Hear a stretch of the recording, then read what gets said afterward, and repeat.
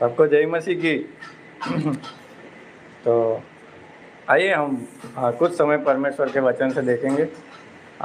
आप मेरे साथ निकाल सकते हो इब्रानियों की पत्री, उसका 9वां अध्याय और उसकी 22वीं पंक्ति। इब्रानियों 9:22। और यहाँ पे इस प्रकार लिखा है, सच तो यह है कि व्यवस्था के अनुसार प्रायः सब वस्तुएं लहू के द्वारा शुद्ध की जाती है और बिना लहू बहाए पापों की क्षमा नहीं। तो कितना अद्भुत वचन है कि बिना लहू बहाए पापों की क्षमा नहीं। तो हम जानते हैं कि बाइबल में पुराने नियम में एक इज़राइल प्रजा जिसको परमेश्वर ने चुना था, और परमेश्वर ने उन्हें एक व्यवस्था दी थी, है ना।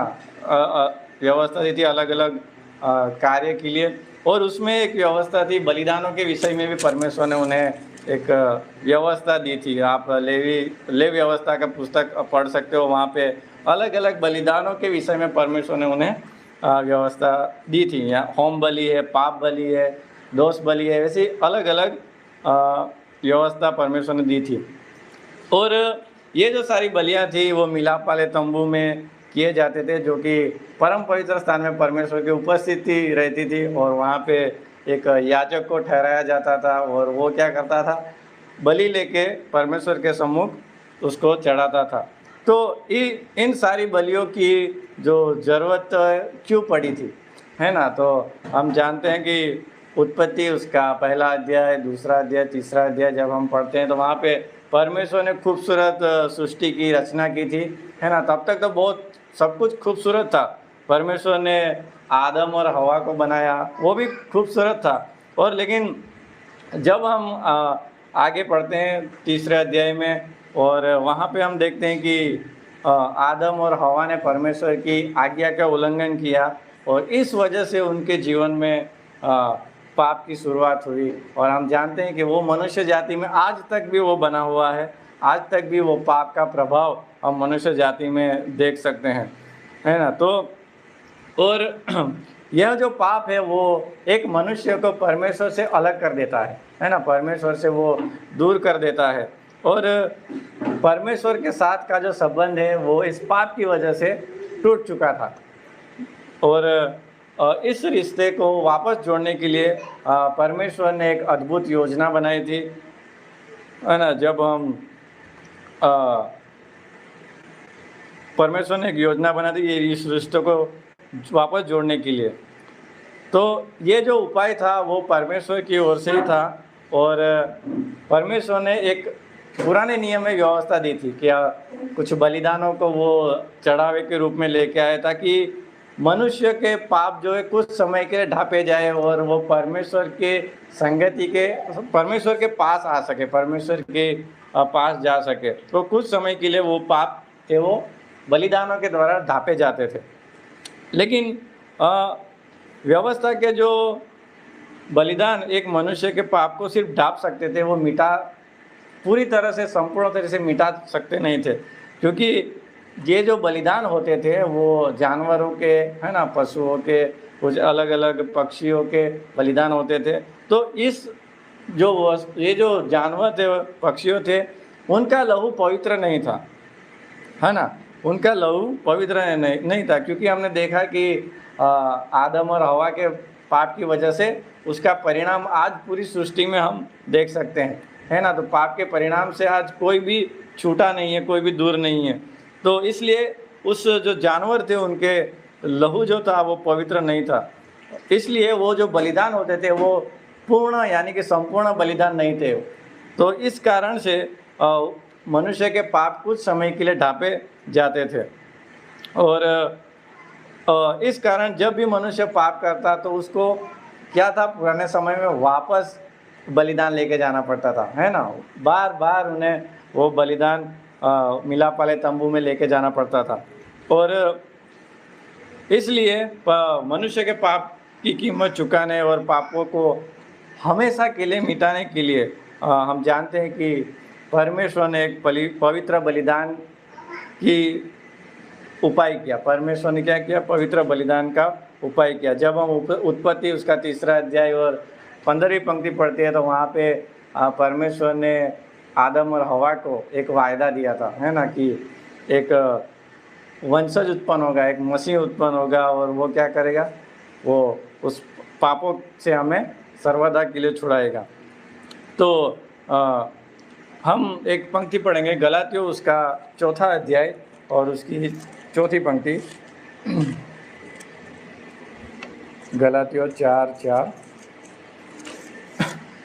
और यहाँ पे लिखा है, परंतु जब समय पूरा हुआ तो परमेश्वर ने अपने पुत्र को भेजा जो स्त्री से जन्मा और व्यवस्था के अधीन उत्पन्न हुआ, ताकि व्यवस्था के अधीनों को मोल लेकर छुड़ा ले और हमको ले पालक होने का पद मिले। तो और जब आप साथ में रोमन 8 और 8वां अध्याय और 3री और 4थी पंक्ति पढ़ेंगे तो वहाँ पे भी लिखा है, उसको भी हम पढ़ते हैं 8, 3 और 4। और यहाँ पे लिखा है, क्योंकि जो काम व्यवस्था शरीर के कारण दुर्बल होकर न कर सकी उसको परमेश्वर ने किया, अर्थात अपने ही पुत्र को पापमय शरीर की समानता में और पाप बलि होने के लिए भेजकर शरीर में पाप पर दंड की आज्ञा दी, इसलिए कि व्यवस्था की विधि हम में जो शरीर के अनुसार नहीं वरन आत्मा के अनुसार चलते हैं पूरी की जाए। तो यहाँ पर हम देखते हैं कि जो परमेश्वर ने उत्पत्ति 3:15 में जो वायदा किया था वो समय के अनुसार हम नए नियम में देखते हैं कि वो प्रभु यीशु मसीह के रूप में क्या हुआ, वो जन्म लेके आया, है ना। तो व्यवस्था की जो मांग थी वो क्या थी, ये पाप के लिए एक बलिदान होना चाहिए, और इसलिए परमेश्वर ने क्या किया, अपना एक पुत्र यीशु मसीह जो पवित्र बलिदान के रूप में इस पापी संसार में भेजा, ताकि मनुष्य जाति के पाप को अपने सिर पर लेकर वो क्रूस की मृत्यु सह ले, है ना। हम जानते हैं कि प्रभु यीशु मसीह क्रूस पे मारा गया, गाड़ा गया और 3रे दिन जी उठा, और उस पीछे का कारण यही है कि वो क्या था, एक मनुष्य के पाप को अपने सर पर लेके वो क्या हुआ, क्रूस पे चढ़ गया और वो 3रे दिन फिर से जी उठा, और उसके पवित्र लहू के द्वारा हम क्या है, छुड़ाए गए हैं। और आज वो हमारे लिए क्या है, एक पवित्र बलिदान है। तो यीशु मसीह का बलिदान पवित्र था क्योंकि यीशु मसीह हमारे लिए एक पवित्र बलिदान था, है ना, क्योंकि वो एक कुंवारी स्त्री से अलौकिक रूप से पवित्र आत्मा के द्वारा जन्मा था, क्यों उसमें कोई पुरुष का हाथ नहीं था और इसलिए उसके अंदर कोई पापी स्वभाव नहीं था, उसका लहू पवित्र था, है ना, और उसका जो स्वभाव था वो पाप रहित स्वभाव था। जब आप लूका उसका 1 अध्याय 29 से 37वीं पंक्ति आप जब पढ़ोगे, वहाँ पे प्रभु यीशु मसीह के जन्म के बारे में लिखा हुआ है, और वहाँ पे वो पवित्र आत्मा के द्वारा जन्मा हुआ था, और इसलिए उसके खून में, उसके लहू में कोई भी पाप नहीं था, वो स्वभाव से पाप रहित था। और ये जो अलौकिक काम था वो सिर्फ और सिर्फ परमेश्वर कर सकता है, उसके अलावा कोई नहीं कर सकता। और जब दूसरा पॉइंट हम देखेंगे तो उसका जो संपूर्ण जीवन था, उसमें जितने साल इस संसार में सेवा की, उस सेवा में वो पाप रहित था, है ना। यूहन्ना का 1 अध्याय 29वीं पंक्ति पढ़ोगे और 18वीं अध्याय की 38वीं पंक्ति पढ़ोगे तो वहाँ आप पाओगे कि वो क्या था, पाप रहित था, उसके जीवन में कोई पाप नहीं था, इसलिए वह एक सिद्ध बलिदान बना, है ना। उसके स्वभाव में कोई पाप नहीं था, उसके जीवन में कोई पाप नहीं था और वो पाप रहित था।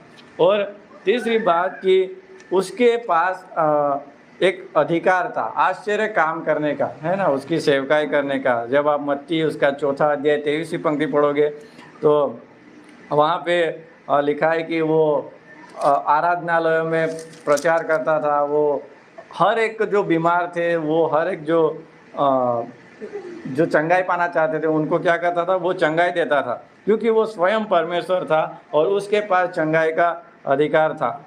और अगला पॉइंट कि परमेश्वर के उद्धार की योजना को उसने पूरे किया, है ना। यूहन्ना का 17वां अध्याय और 4थी पंक्ति और 8वां अध्याय और 50वीं पंक्ति आप पढ़ोगे तो वहाँ पे आप पढ़ सकते हो कि वहाँ पे लिखा है कि उसने परमेश्वर की उद्धार की योजनाओं को पूरा किया।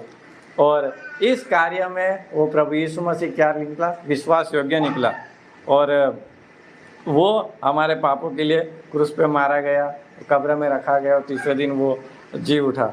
और अगला पॉइंट कि पुनरुत्थान, और हम जानते हैं कि वो मारा गया, गाड़ा गया और तीसरे दिन फिर से जी उठा, है ना। उसने पुनरुत्थान करके दिखाया। और मरकुस 16:1-20 और लूका 24:1-52 में आप पढ़ोगे तो वहाँ पे लिखा है कि प्रभु यीशु मसीह मुर्दों में से जी उठा था, है ना, क्योंकि वो उद्धारकर्ता परमेश्वर था। और अगला पॉइंट कि उसका स्वर्गारोहण, जब वो पुनरुत्थान हुआ तो उसके बाद उसका क्या हुआ? स्वर्गारोहण हुआ। प्रेरितों का पहला अध्याय 1-11 पंक्ति भी आप पढ़ सकते हो। लूका 24वां अध्याय 45-53 भी आप पढ़ सकते हो। और वहाँ पे प्रभु यीशु मसीह ने अपना जो उद्धार का कार्य था, जो पुराने नियम में परमेश्वर ने आदम को आज्ञा दी थी कि वायदा किया था, वो वायदा पूरा करने प्रभु यीशु मसीह इस संसार में आया और उसने पूरे मानव जाति का पाप अपने सिर पे लिया। वो क्रूस पे मारा गया, गाड़ा गया और तीसरे दिन और जी उठा। तो वो हमारे लिए एक पवित्र बलिदान बना, है ना। तो अंत में इब्रानियों उसका 9वां अध्याय और 10वीं पंक्ति पढ़ेंगे। इब्रानी 9:10, और इसमें लिखा है कि उसी इच्छा से हम यीशु मसीह की देह के एक ही बार बलिदान चढ़ाए जाने के द्वारा पवित्र किए गए हैं। कितना अद्भुत बात है कि पुराने नियम में बार बार बलिदान होते थे, लेकिन जब प्रभु यीशु मसीह का एक संपूर्ण बलिदान हुआ तो क्या हुआ? एक ही बलिदान चढ़ाने के द्वारा हम क्या है? पवित्र किए गए हैं। कितनी अद्भुत बात है कि जो कोई उस पर विश्वास करता है सच्चे हृदय से कि प्रभु यीशु मसीह मेरे पापों के लिए मारा गया, गाड़ा गया, तीसरे दिन जी उठा, तो वो पवित्र किया जाता है।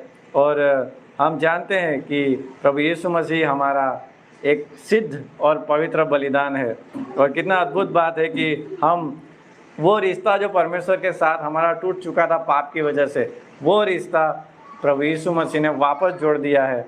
और अब हम यीशु मसीह में सुरक्षित है और वो अनंत जीवन तक सुरक्षित है। तो कितना अद्भुत बात है कि प्रभु यीशु मसीह हमारे लिए एक उत्तम और पवित्र बलिदान बना। आमीन।